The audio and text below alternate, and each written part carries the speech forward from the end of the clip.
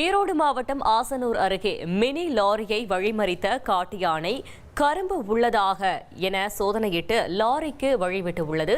இதுகுறித்த கூடுதல் தகவலை செய்தியாளர் கனகராஜ் வழங்கிட கேட்கலாம். கனகராஜ் வணக்கம், மேலும் விவரங்களை சொல்லுங்க. சத்தியமங்கலம் புலிகள் காப்பக வனப்பகுதியை பொறுத்தவரை தமிழகத்தில் மிகப்பெரிய வனப்பகுதியை உள்ளடக்கியதாகும்.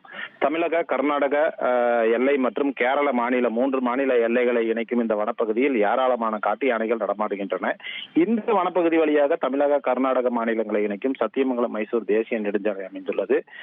இதற்கிடையே தற்போது கடந்த சில 1 மாத காலமாக தாளவாடி மலைப்பகுதி மற்றும் கர்நாடக மாநிலம் சாம்ராஜ் நகர் பகுதியிலிருந்து வெட்டி எடுக்கப்படும் கரும்புகள் லாரிகளில் ஏற்றப்பட்டு இந்த தேசிய நெடுஞ்சாலை, அதாவது அடர்ந்த வனப்பகுதி வழியாக அமைந்துள்ள தேசிய நெடுஞ்சாலை வழியாக கொண்டு செல்லப்படுகிறது. கரும்பின் வாசனையை நுகர்ந்த காட்டு யானைகள் லாரிகளை வழிமறித்து லாரிகளில் இருக்கும் கரும்பு துண்டுகளை தனது தும்பிக்கையால் பறித்து சுவைத்து பழகியதால் காட்டு யானைகள் சாலையிலேயே சுற்றித் திரிகின்றன. இந்த நிலையில் இன்று அதிகாலை கர்நாடக மாநிலம் சாம்ராஜ் நகர் பகுதியிலிருந்து காய்கறி ஏற்றிக்கொண்டு ஒரு மினி லாரி சத்தியமங்கலம் செல்வதற்காக ஆசனூர் அருகே வனப்பகுதி வழியாக சென்று கொண்டிருந்தது. அப்போது ஒரு காட்டு யானை திடீரென அந்த வாகனத்தை வழிமறித்து அந்த வாகனத்தில் காய்கறி ஏற்றிய வாகனத்தில் கரும்பு துண்டுகள் ஏதாவது உள்ளதா என தனது தும்பிக்கையால் தேடி பார்த்தது. அப்போது அந்த வாகனத்தின் ஓட்டுநர் காட்டு யானையை கண்டு அச்சமடைந்தார்.